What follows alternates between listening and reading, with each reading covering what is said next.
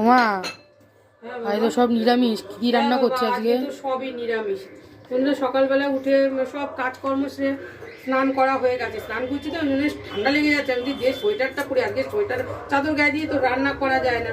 আজকে তো মূলো খাওয়া ওয়েট করে, তো আর আমরা তো আর মূলো খাই না, অনেকে খায় কিন্তু আমরা আর খাই না মূলো। ওই জন্য আজকে মূলো শাক রান্না করতে নিয়েছি।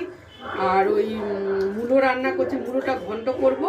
আর আপনার ওই মূলো শাকটা মুসুরির ডাল দিয়ে ইয়ে করব, শাকটা রান্না করব। আর মুগের ডাল রান্না করতে নিয়েছি। তুমি আমার জন্য আর ভাইয়ের জন্য কি রান্না করছো? এগুলো না তুমি খাবে আর ছোট বউ খাবে। আমি এগুলো তো তোরা কেউ খাবি না, আর ওদেরকে একটুখানি ওই ফুলকপি আলু দিই, তাহলে ভেজে দিই। তাই করো। ডাল আর ফুলকপি আলু ভাজা নেই, ডিমও অন্তত খেতে পারবো না। না, ফুলকপি আলু ভেজে দিই আর তাহলে ডাল দিই, তাহলে দুপুরবেলা আজকে এই দিয়ে চালিয়ে দাও, রাত্রে করো কটা কিছু একটা করে দিয়ে দেবো। হ্যাঁ, এই নিরামিষ বন্ধুরা একদম খেতে চায় না, জানেন না। ছেলে আজকে বলছে পেঁয়াজ খাওয়া যাবে না, আমি বলছি না আজকে পেঁয়াজ খাওয়া যাবে না, যে কারোর বাড়ি নেমন্তন্ন থাকলে ভালো হতো।